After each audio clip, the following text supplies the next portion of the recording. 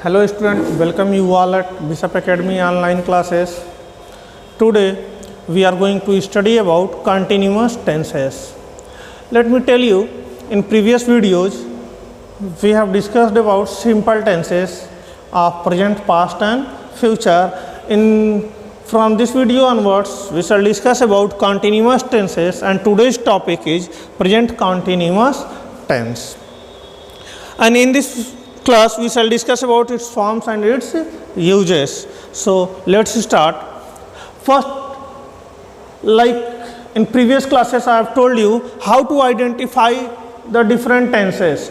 In this video also I have given here how to identify present continuous tense, कि present continuous tense को हम कैसे identify करें. So the basic information is रहा है, रही है, रहे हैं, etc. मीन्स जब हिंदी सेंटेंस में रहा है, रही है, रहे हैं आदि आएँ तो यह हमारे जो है प्रेजेंट कॉन्टिन्यूअस टेंस के सेंटेंस होते हैं. लाइक मैं बाज़ार से आ रहा हूँ, I am coming from market. Ravi अपना पाठ याद कर रहा है, Ravi is learning his lesson. And वे शतरंज खेल रहे हैं, दे आर प्लेइंग चेस.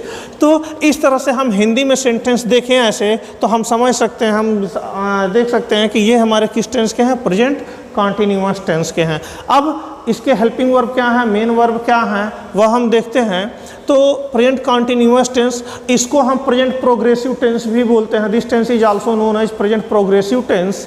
और इसमें जो हमारा फर्स्ट रूल है, helping verb is with singular number, am with I and are with plural number is used. जो इसके हेल्पिंग वर्ब होते हैं इज एम आर होते हैं, इज सिंगुलर नंबर एम आई के साथ होता है और आर जो है प्लूरल नंबर के साथ यूज होता है.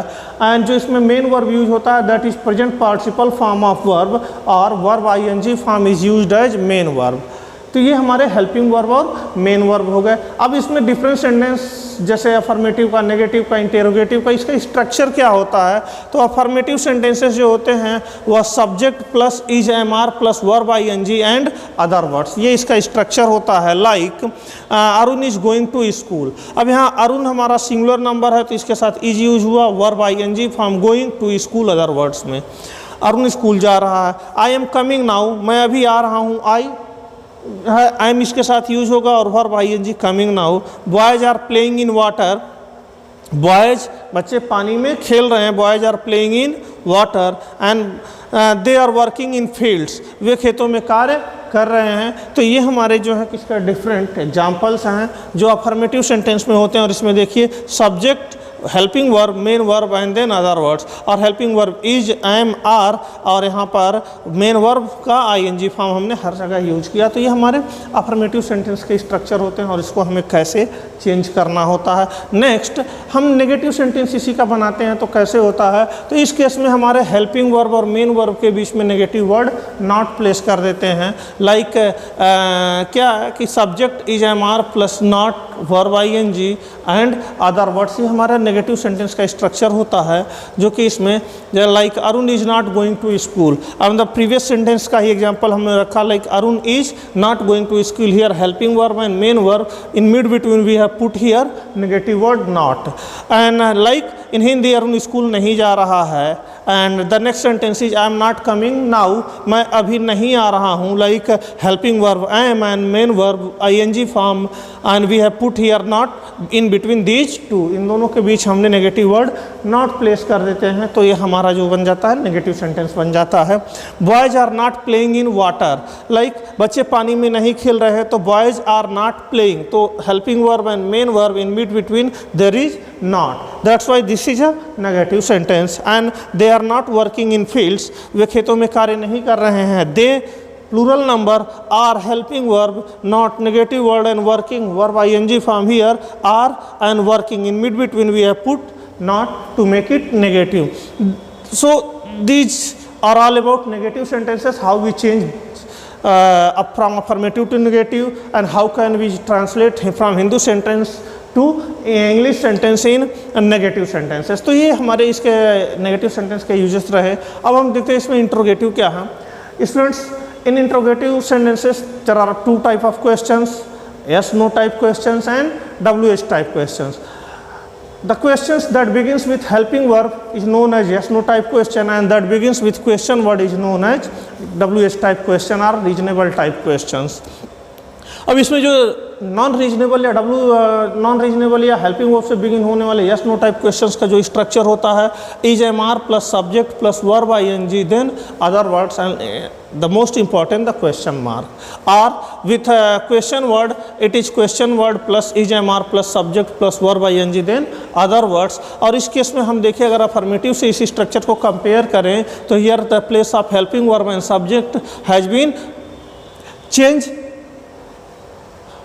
इंटरचेंजेबली, मीन्स यहाँ पर इनके प्लेस एक दूसरे से चेंज हो जा रहे हैं, तो ये हमारा स्ट्रक्चर होता है। अब एग्जांपल क्या है, is Arun going to school, क्या अरुण स्कूल जा रहा है, is helping verb Arun subject and going verb ING form, then to school and question mark, and are they coming now, क्या वे अभी आ रहे हैं, and sorry this one are they coming now, क्या वे अभी आ रहे हैं, तो ये यहाँ पर होगा। एंड तो इसमें are helping verb and they that is subject and coming that is verb ING form. This sentence is wrongly placed here. It means are they coming now, क्या वे अभी आ रहे हैं, and why are the boys playing in water, बच्चे पानी में क्यों खेल रहे हैं, like why are, here question word why helping verb are the boys and playing in water, तो this format का ये sentence है। and what are they working in fields, वे खेतों में क्या कर रहे हैं, here question word what is MR में से are and subject they verb ING working other words in fields, तो these are the examples of interrogative sentences। now जैसे हमने आपको सिंपल टेंसेस के बताया कि उसका डिफरेंट यूजेस क्या हैं, कंटिन्यूअस टेंस में भी है इसका यूजेस कब हम करते हैं, तो इसका हम यूजेस देखते हैं। Uses of present continuous tense, present continuous tense is used to describe an action that is happening now at the time of speaking, means mainly हम इस टेंस का यूज करते हैं जब at the time of speaking कोई action continue हो रहा है, जैसे अभी मैं आपको पढ़ा रहा हूँ, आई एम टीचिंग यू, तो यहाँ पे यह at the time of speaking action is going on, that's why we use present continuous tense। the woman is crossing the road, Gaurav is dancing with his colleagues, so these are the two examples that show that the action is going on at the time of speaking। the another use of this tense is for temporary action that has been going on for some time but not going on at the time of speaking, means present continuous tense का एक और uses होता है जब हम current में चल रहे एक्शंस को शो करने के लिए बताते हैं, लेकिन that is not necessarily to be going on at the time of speaking, means बात करने के समय पे वह एक्शन नहीं भी चल रहा हो सकता है। Like I am taking guitar lessons, guitar lessons मैं ले रहा हूँ, मैं गिटार सीख रहा हूँ, तो हियर इस टाइम में मैं आपको ये नहीं मैं बात कर रहा हूँ कि इस टाइम अभी मैं वो नहीं वर्क कर रहा हूँ, काम कर रहा हूँ, लेकिन मैं इस समय भी गिटार लेसन सीख रहा हूँ एटसेट्रा। सीखा is working on a new project, बात करने के टाइम पर सीखा जो है कि उस पर्टिकुलर प्रोजेक्ट पे काम तो नहीं कर रही, लेकिन दीज डेज वह किसी प्रोजेक्ट पर काम कर रही है। I am reading Premchand these days, इन दिनों मैं प्रेमचंद को पढ़ रहा हूँ, तो here at the time of speaking मैं आपको पढ़ा रहा हूँ, लेकिन मैं अभी प्रेमचंद नहीं पढ़ रहा हूँ, लेकिन इस समय इन दिनों जब भी मुझे खाली समय मिलता है तो मैं प्रेमचंद के बारे में पढ़ रहा हूँ, तो ये उसके जो है कि यूजेस हो गए। It also refers to an action that is going to take place in near future, और प्रेजेंट टेंस का यूजेस हम प्री अरेंज प्रोग्राम के लिए नियर फ्यूचर में भी करते हैं। Like their train is arriving at 7 PM, means जो उनकी ट्रेन है वह 7 बजे आ रही है। The conference is taking place in Patna on Saturday, conference है पटना में सैटरडे को जो है कि प्लेस हेल्ड हो रहा है। I am going to my home town tomorrow, मैं कल अपने होम टाउन जा रहा हूँ, तो ये जो है कि हमारा फ्यूचर के एक्शंस के लिए भी हम क्या कि यूज करते हैं present continuous tense. So students these are the different uses of present continuous tense. There are some exceptions in this tense that some particular verbs we can not use in continuous forms. Let us see them.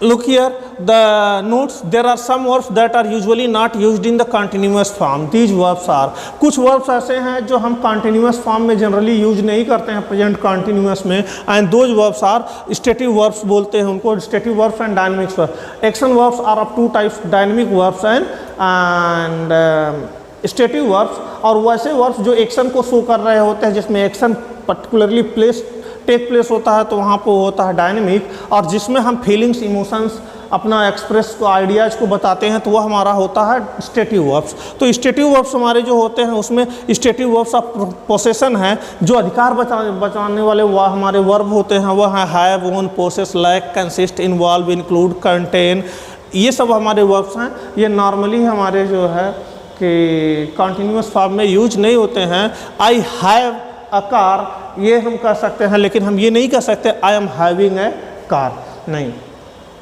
अब यहाँ पे आई own ए car, न कि हम I am owning a car, तो ये इस तरह से इसका यूजेस नहीं होता। Stative verb of mental state, mental states जो हम मानसिक स्थिति जो हमारी होती है, सोचते जब हम कुछ like know, believe, I believe that you will pass your exam, मैं विश्वास करता हूँ कि तुम एग्जाम पास कर लोगे, ना कि हम इसको यूज करेंगे आई एम बिलीविंग, मैं विश्वास कर रहा हूँ, this is wrong. I believe, I know, I understand, I doubt, I think, etcetera, I suppose, I recognise, I forget, I remember, इस तरह से हम यूज करेंगे। इसका हम आईएनजी फॉर्म यूज नहीं करते हैं। स्टेटिव वर्ब ऑफ इमोशन और फीलिंग, जो स्टेटिव वर्ब का हमारा इमोशंस और फीलिंग को शो करने वाले हैं, like love, like, dislike, hate, adore, prefer, care for, mind, want. जैसे आई वांट दिस बुक, ये करेक्ट है, न कि I am wanting this book, ये जो है कि इनकरेक्ट है। लाइक आई लाइक हर, ये करेक्ट सेंटेंस है, but I am liking her ये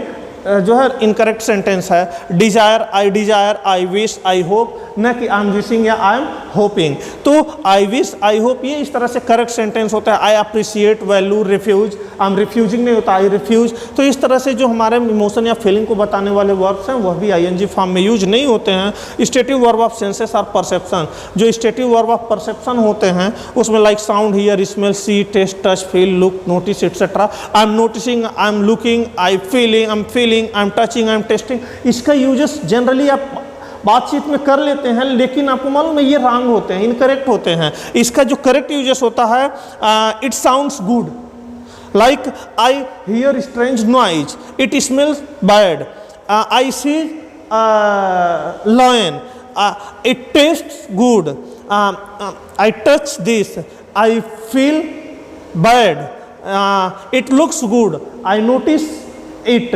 तो इस तरह से इसका हमारा यूजेस होता है, ना कि हम इसे कंटिन्यूस फॉर्म में यूज करते हैं। And the next one is stative verb of measure, cost and others, जो मेजर्स करने वाले, जो कास्ट वाले या कुछ ऐसे अदर वर्ड्स भी हैं, वर्ब जो हमारे आईएनजी फॉर्म में यूज नहीं होते हैं, like cost, measure, it cost या it measures, it weighs, it owes, it seems. तो ये हमारा होता है, न कि हम इसको जो है कि इट कास्टिंग, इट मेजरिंग या इट वेइंग, इस तरह से हमारा इसका यूजेस नहीं होता है। तो ये हमारे कुछ ऐसे वर्ब हैं जो कंटिन्यूअस फॉर्म में यूज नहीं होते हैं। अब इसके हम कुछ एग्जांपल्स देख लेते हैं कि क्या इनकरेक्ट और क्या करेक्ट होता है। आई एम बिलीविंग यू, तो ये इनकरेक्ट है, आई एम बिलीविंग नहीं होगा, आई बिलीव यू ये करेक्ट फॉर्मेट है इसका।